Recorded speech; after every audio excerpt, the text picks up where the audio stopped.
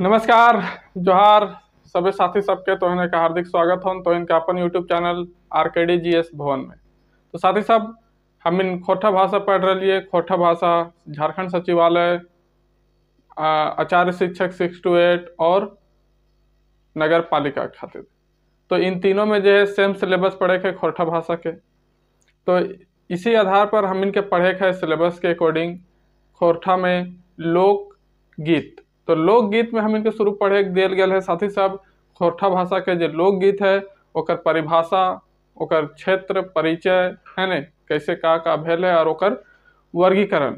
ये तीनों चीज हम इनके पहले पढ़े के। ओकर बाद गीत पढ़े के संस्कार संबंधी है ने, जेकर में कहा जा है विवाह गीत, छठी गीत, सहियारी गीत, इस तरह से पर्व त्यौहार गीत, ऋतु गीत और भी तरह तरह के गीत हम इनके पढ़े के। तो उन गीत पढ़े पहले हम इन आज पढ़बे कौन चीज कि खोरठा भाषा में जो है लोकगीत के परिभाषा का है और फिर एक परिचय जो है हम इन देखे के कोशिश करबे। तो वीडियो में अंतिम समय तक जरूर बनल रहिए और ये वीडियो के फायदा जरूर लिया। तो साथ ही साथ चला हम इन शुरू करो हिए और देखो ये कि खोरठा भाषा में लोकगीत के परिभाषा का है और ओकर परिचय, ओकर बाद एकर उद्भव कैसे भेले है ने, ओकर में कौन कौन विद्वान का कहले थी, वो सब के हम इन एक एक करके देखते जीवे।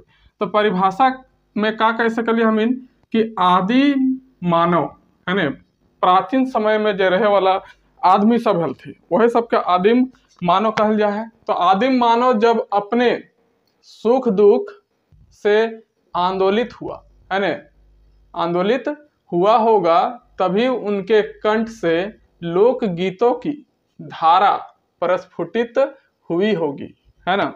तो कहने का मतलब क्या है कि आदि मानव प्राचीन काल के जो लोग रहे होंगे उनके जीवन में भी सुख दुख इस तरह के परिस्थिति बनी होगी और इसी से है ना प्रभावित होकर के है ना, मतलब कि आंदोलित होकर के मतलब कि प्रभावित होकर के जो है उनके कंठ से क्या निकला होगा, लोक गीत की धारा प्रस्फुटित हुई होगी, मतलब कि निकली होगी।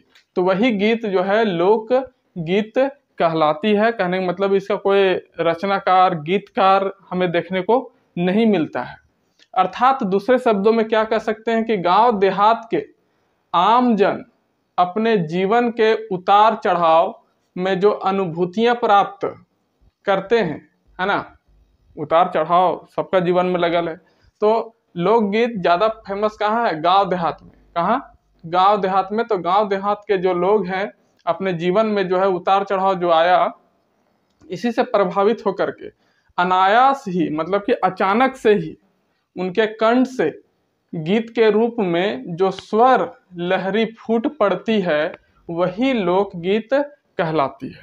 तो उनके जीवन में जो भी उतार चढ़ाव रहा है गांव देहात के लोगों में, तो वो अचानक ही अनायास ही एकाएक ही जो है उनके कंठ से क्या निकल पड़ा, गीत निकल पड़ा। गीत के रूप में जो उनका अंदर का जो दुख था, दर्द था, भाव था, उसको उन्होंने बाहर निकाला, लोगों के सामने रखा। तो वो किस रूप में रखा, गीत के रूप में रखा। और वही स्वर लहरी, वही जो स्वर की लहर निकल पड़ी है ना, फूट पड़ी, तो उसी को क्या कहेंगे हम लोग, तो लोकगीत कहेंगे। तो इतना बात आप लोगों को जरूर समझ में आया होगा, मैं आशा करता हूं। चलिए आगे देखते हैं कि विभिन्न विद्वानों ने अपने क्या क्या मत दिए हैं।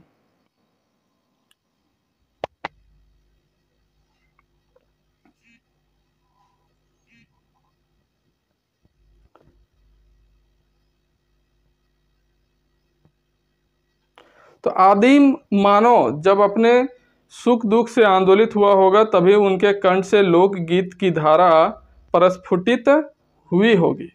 लोक गीतों के उद्गम से संबंधित डॉक्टर देवेंद्र सत्यार्थी के विचार माननीय है ना। तो किसके विचार पहले हमें देखना है, डॉक्टर देवेंद्र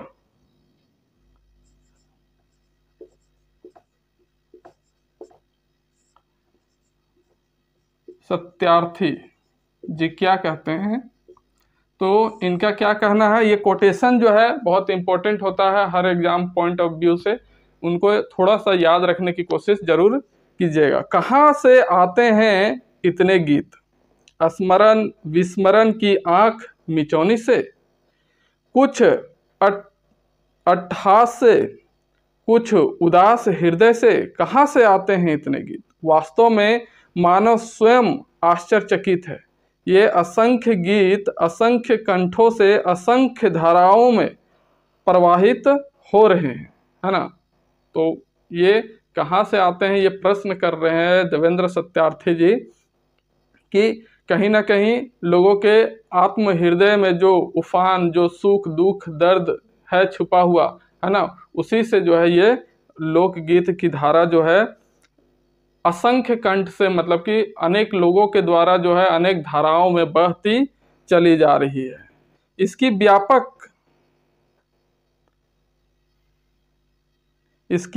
व्यापक परिधि की चर्चा करते हुए डॉक्टर श्याम परमार लिखते हैं। तो व्यापक परिधि, है ना,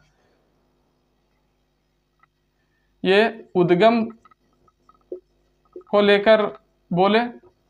अब इसकी व्यापक परिधि, है ना, बहुत बड़े क्षेत्र में जो है फैला हुआ है। व्यापक परिधि के बारे में जो है कौन लिख रहे हैं, तो लिख रहे हैं डॉक्टर श्याम परमार। डॉक्टर श्याम परमार।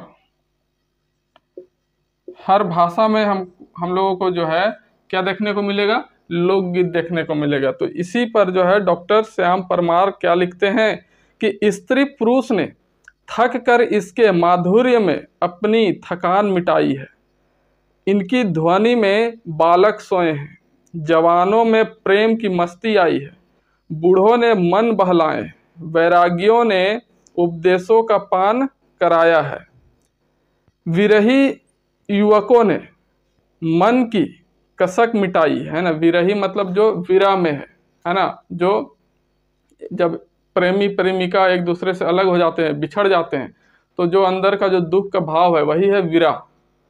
तो विरही युवकों ने मन की कसक मिटाई है, विधवाओं ने अपनी एकांगी जीवन में रस पाया है, पथिकों ने थकावट दूर की है, किसानों ने अपने बड़े बड़े खेत जोते हैं, मजदूरों ने विशाल भवनों पर पत्थर चढ़ाए हैं और मौजियों ने चुटकुले छोड़े हैं। तो जितना भी तरह के लोग समाज में हैं, उन सभी ने कुछ ना कुछ अपना जो है क्या रखा है, भाव रखा है लोकगीत के माध्यम से।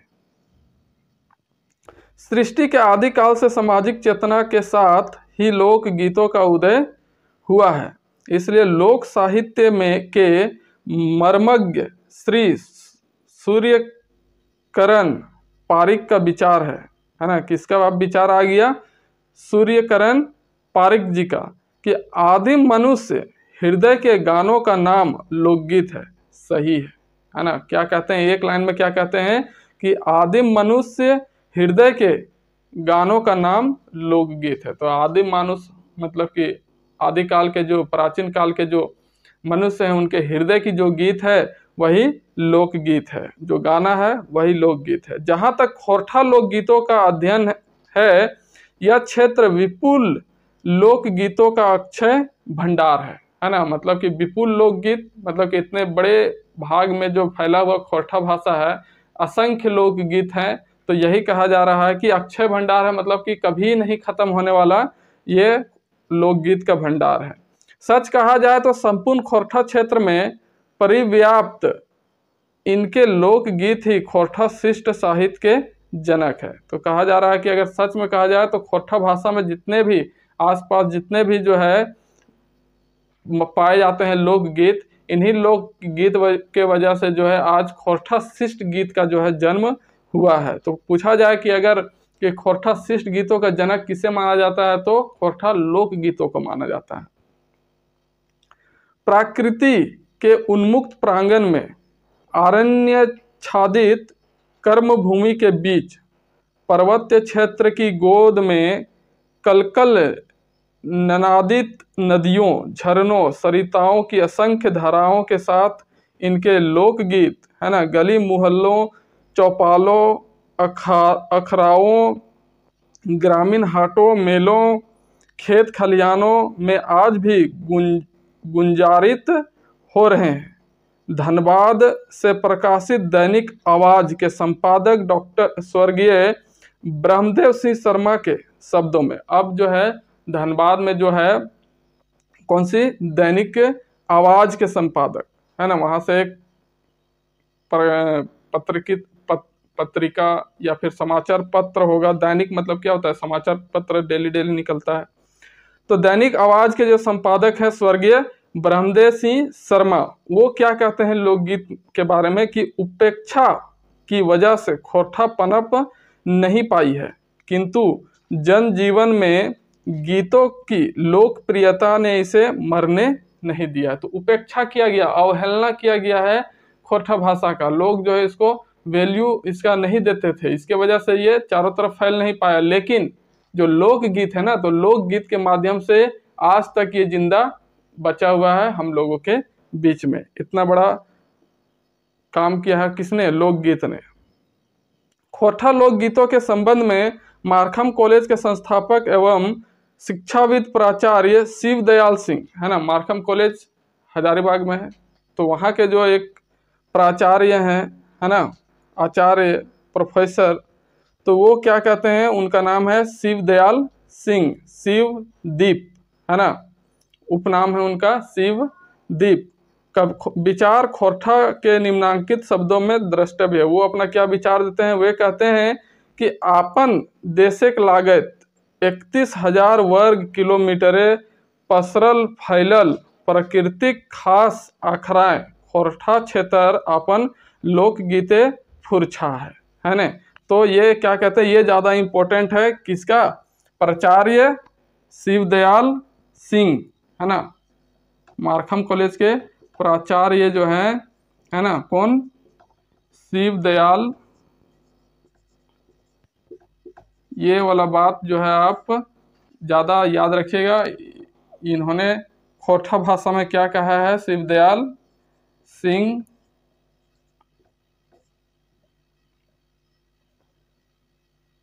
और इनका उपनाम जो है क्या है, शिवदीप।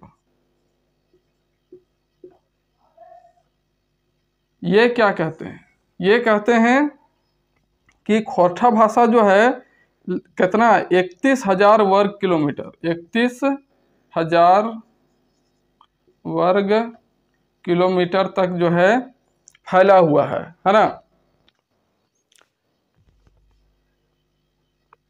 जिसके वजह से जो है ये प्राकृतिक खास आखरा खोरठा क्षेत्र अपन लोकगीते फुरछा। तो ये जो प्रकृति है, ये जो नेचर है ना, इसमें जो खोरठा भाषा कैसे पता चलता है, तो अपने लोकगीत के वजह से जाना जाता है कि ये कौन सा भाषा है, तो खोरठा भाषा, ये इनका कहने का मतलब है। खोरठा के लोकगीत ही खोरठा क्षेत्र की पहचान है। इनके लोकगीत खोरठा क्षेत्र की संस्कृति के संवाहक हैं। आगे शिवदीप पुनः कहते हैं कि खोरठा लोकगीत संसारिक भाषा प्रेमी और बुजुर्ग सबके आपन बाट टाने ले और भाव रूप अर्थ से परिचय पावे ले विजय कराए रहल है। तो लोकगीत क्या कर रहा है, तो इन संसार में जितना भी भाषा है उन सभी में जो है लोगों को अपने तरफ आकृष्ट करने के लिए जो है काम कर रहा है लोकगीत। लोकगीत की वजह से जो है खोरठा लोकगीत वजह से जो है लोग खोरठा भाषा की ओर जो है ज़्यादा आकर्षित होते हैं, ये इनका कहना है। गिरिडीह जिला के सीमांत क्षेत्र संकरी नदी के किनारे खरगा पहाड़ की गोद में बसी आबादी में हमें खोरठा के आश्चर्यचकित करने वाले लोकगीत मिले हैं। तो कहाँ पर, खोरठा जिला, गिरिडीह जिला में संकरी नदी के खरगा पहाड़ के नजदीक। उषा काल से रात्रि के प्रथम पहर तक दैनंदिन जीवन में लोकगीत सुनने को मिला है। इसी क्षेत्र के लोकगीत के रसिक वयोवृद्ध श्री बहादुर पांडे झिंगफुलिया ने अनेक खोरठा लोकगीत मुझे सुनाया है ना। तो आगे क्या कहते हैं, किसने, तो श्री बहादुर पांडे झिंगफुलिया है ना, इनको जो है बहुत सारा लोकगीत इन्होंने सुनाया। निष्कर्षतः हम कह सकते हैं कि नाना विधि लता द्रुमों से परिपूर्ण हरित वन प्रांतर के मध्य पर्वत श्रृंखलाओं सरसरिताओं के वातावरण में इनके भूहृदय स्थली से निस्तृत सदा सलील कलकल निनादित सरिताओं और निर्झरों ने खोरठा क्षेत्र के निवासियों के जीवन में गीत संगीत और नृत्य को जन्म दिया।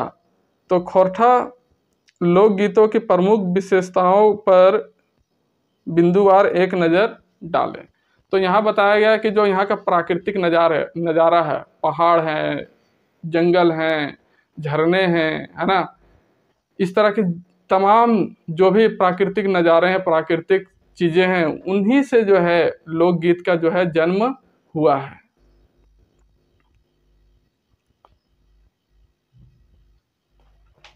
तो आगे अगर देखें विशेषता के बारे में, खोरठा लोकगीत के प्रमुख विशेषता, तो प्रमुख विशेषता क्या क्या है, तो बहुत सारा है, एक एक करके हम लोग पढ़ते हैं। प्रमुख विशेषता के बारे में देखते हैं।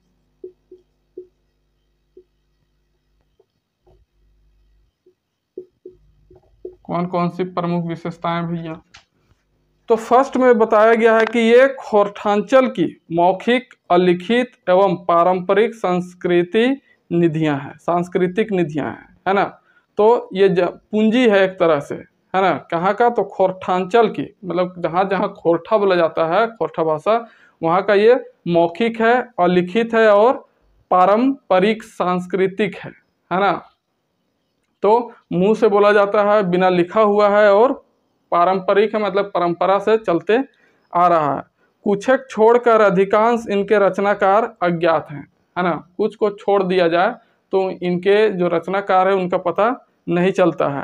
क्षेत्रानुसार खोरठा की बोलियों के उच्चारण स्वरूप कुछ शब्दों या पंक्तियों में स्थानगत विभिन्नता विद्यमान है।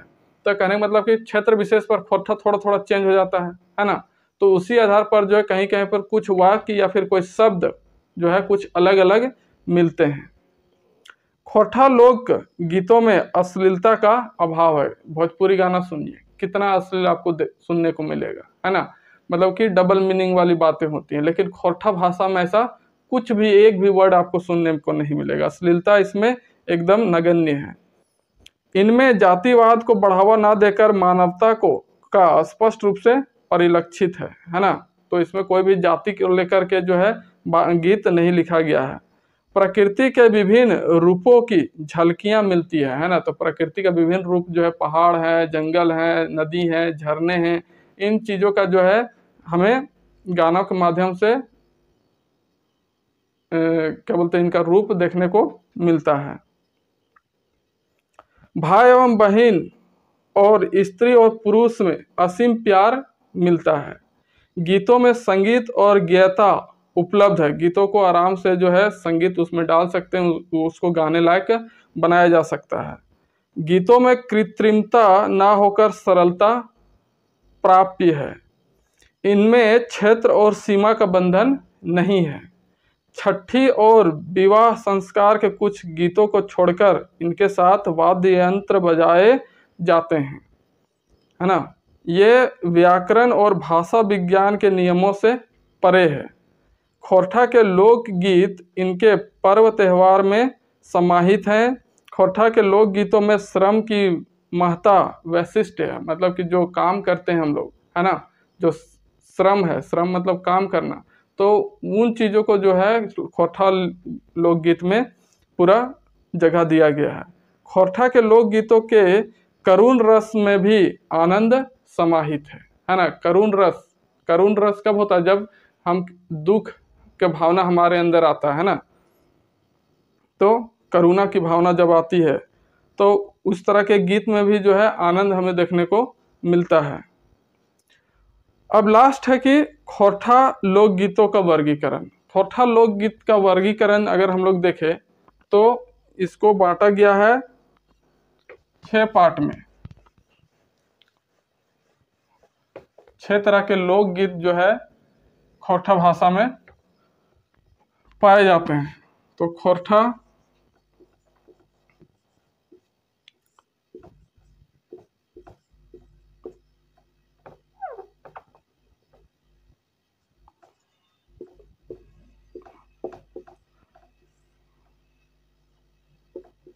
वर्गीकरण अगर देखें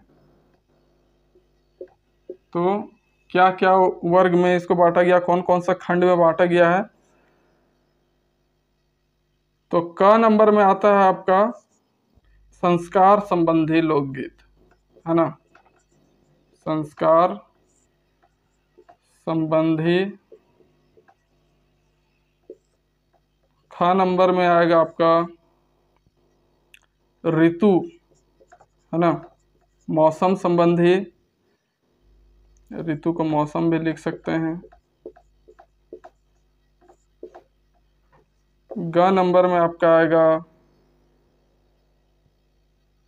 प्रकृति विषयक, है ना, प्रकृति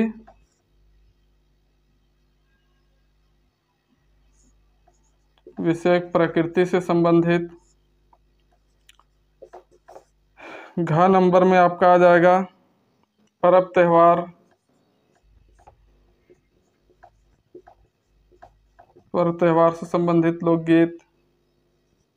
अंगा में श्रम संबंधी,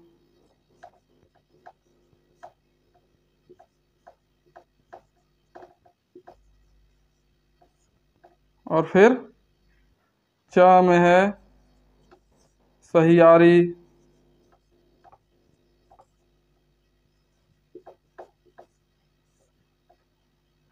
फिर छ में है विविध, अलग अलग प्रकार के जो हैं वो भी खेल से संबंधित और भी कुछ दूसरा संबंधित, इस तरह के भाग में बांटा गया है खोटा लोकगीत को। तो मेनली हमें इन्हीं में से लोकगीत पढ़ना है ना, संस्कार संबंधी, ऋतु संबंधी, है ना, पर्व त्योहार से संबंधित, श्रम संबंधित, सहियारी लोकगीत। तो हम लोग जो है एक एक करके इन्हीं सब लोकगीतों को हम लोग पढ़ेंगे जो हमारे सिलेबस में दिया गया है ना। संस्कार संबंधी में बहुत सारे लोकगीत हैं, तो हम सभी लोकगीतों को तो नहीं पढ़ सकते हैं, तो जो भी मेन चीज़ें हैं जो समाज में प्रचलित हैं उनके बारे में ज़रूर पढ़ेंगे। तो साथियों, कैसा लगा आज का वीडियो ज़रूर कमेंट करके बताइए। कमेंट तो आप लोग करते नहीं हैं, फिर भी हम कहते हैं, और वीडियो को ज़रूर से लाइक और शेयर कर दीजिएगा। तो चलिए मिलते हैं नेक्स्ट वीडियो के साथ, तब तक के लिए नमस्कार। जय हिंद, जय भारत, जय झारखंड।